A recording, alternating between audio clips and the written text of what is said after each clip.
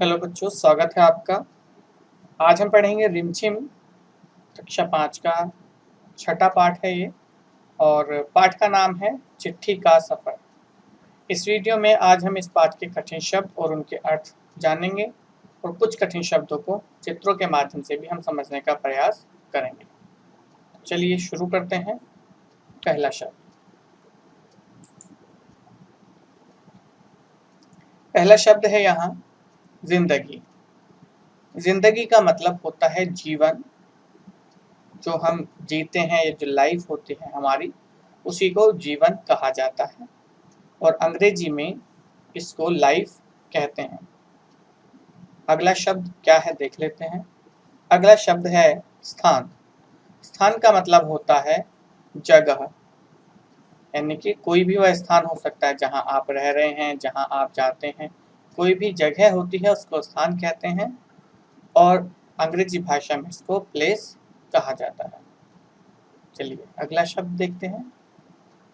अगला शब्द है निरंतर। निरंतर के लिए शब्द होता है लगातार। अंग्रेजी भाषा में इसको रेगुलर या फिर कंटिन्यूअस भी कहा जाता है। कोई भी काम लगातार करना, जैसे आप रेगुलर स्कूल आते हैं, ये सब, ये निरंतर और लगातार। अगला शब्द देख लेते हैं। अगला शब्द क्या है? अगला शब्द है हमारा दुर्गम। और दुर्गम का जो मतलब होता है वो होता है कठिन, अर्थात वह स्थान जहाँ पहुँचना कठिन होता है उसको दुर्गम स्थान कहा जाता है। ठीक, और अंग्रेजी भाषा में इसी को हार्ड बोलते हैं। ठीक है, चलिए अगला शब्द देख लेते हैं। अगला शब्द है हमारा सफर। सफर का मतलब होता है यात्रा और अंग्रेजी भाषा में इसी को ट्रेवल कहते हैं। जब आप एक स्थान से दूसरे स्थान को जाते हैं तो आप यात्रा करके जाते हैं। ठीक है, चलिए आगे देख लेते हैं। अगला शब्द क्या है? अगला शब्द है हमारा गंतव्य।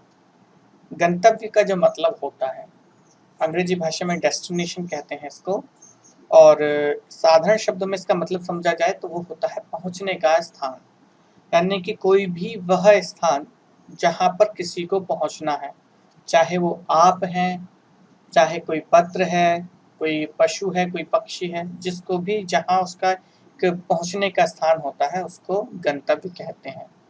जैसे कि ये पत्र देखिए, ये एक पत्र है, क्योंकि पाठ का नाम चिट्ठी का सफर है इसलिए हमने इसमें ये एक पत्र दिया है।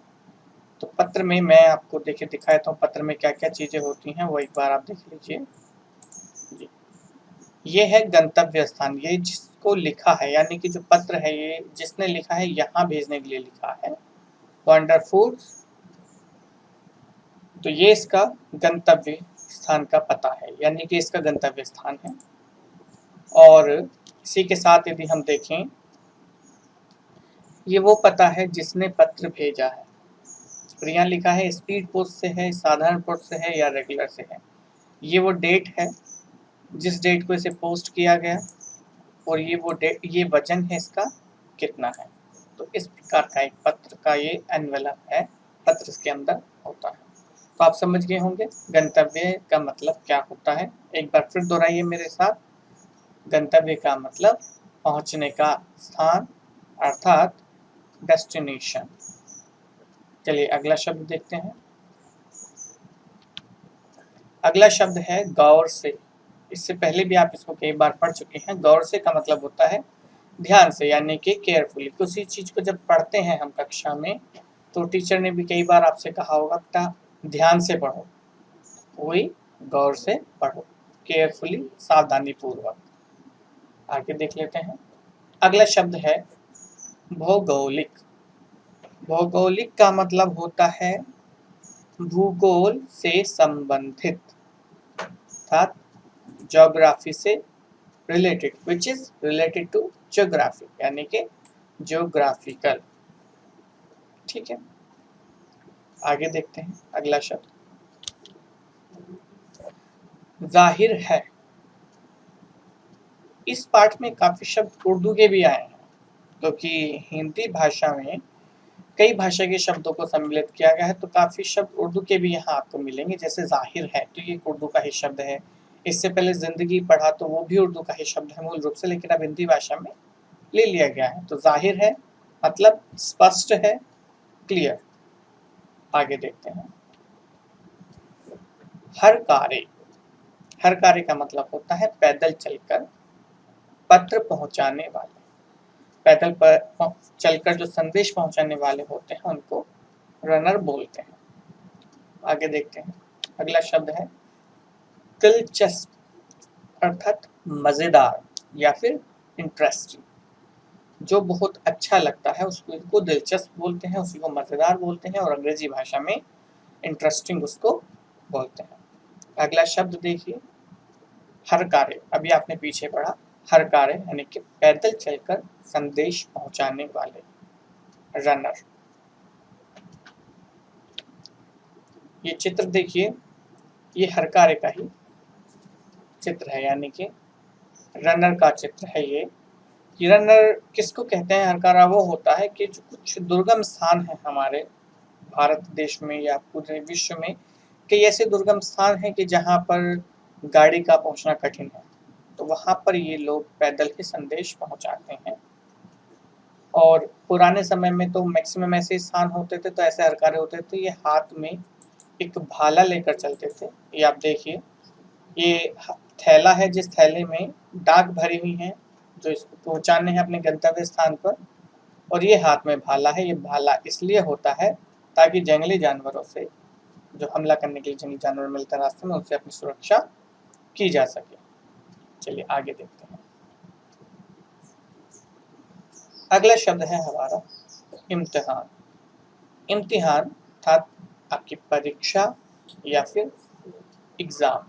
अंग्रेजी भाषा में एग्जाम कहते हैं, हिंदी में परीक्षा।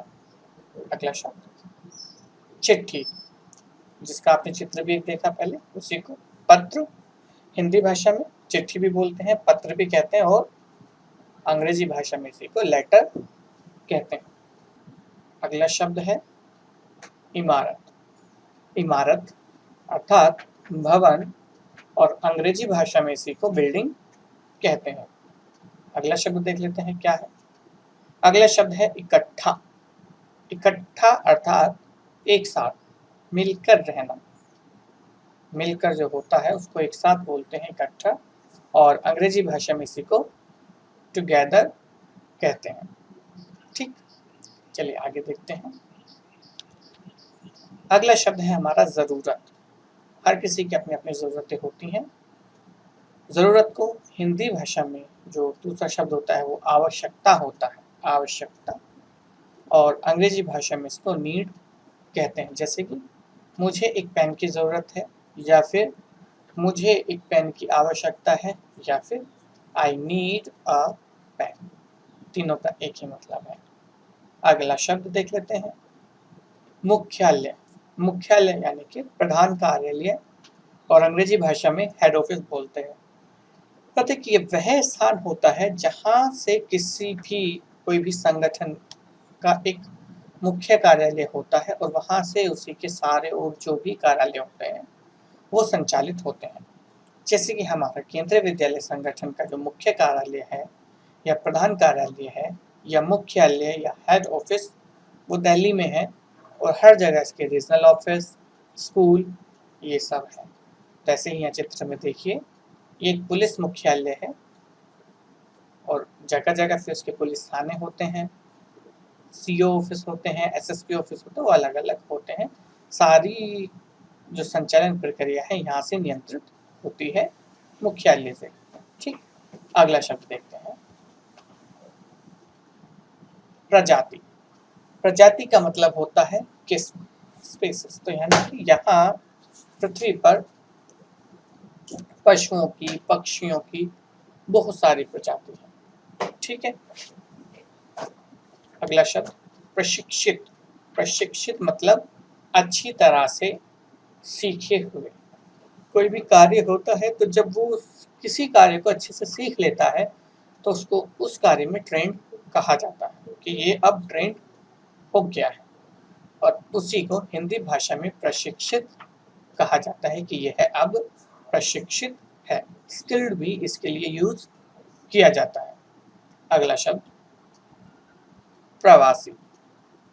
प्रवासी का जो मतलब होता है, वो लोग होते हैं प्रवासी जो अपने देश या शहर से बाहर रहते हैं, जो अपने देश या शहर को छोड़कर किसी अन्य जगह पर रहते हैं, उनको प्रवासी कहा जाता है, अर्थात माइग्रेंट। ठीक, ये आशा करते हैं जो आपको शब्द अर्थ आपने पढ़े अभी आपको समझ में आए होंगे। अब उसी से संबंधित एक होमवर्क है, यानी कि गृह कार्य क्या है, दिए गए शब्दों से वाक्य बनाओ। अर्थात जो भी आपको इस वीडियो में शब्द दिए गए हैं उनसे वाक्य बनाइए अपने शब्दों में प्रयोग करके। ठीक है, उदाहरण देख लीजिए। प्रवासी, हमने शब्द लिया प्रवासी, वाक्य में प्रयोग हमने किया है, लॉकडाउन में प्रवासी मजदूर पैदल ही अपने घरों को चल दिए। ठीक है, तो ऐसे ही आप और शब्द लेकर के वाक्य बनाइए, ये आपका गृह कार्य है। आशा करते हैं ये वीडियो आपको पसंद आया होगा। पसंद आया है तो वीडियो को लाइक करें, कोई आपके सुझाव हैं तो उनको कमेंट में ज़रूर लिखें और अपने मित्रों के साथ भी इस वीडियो को शेयर करें ताकि वो भी कुछ सीखें। तो फिर हाजिर होंगे दूसरी वीडियो के साथ, तब तक के लिए धन्यवाद।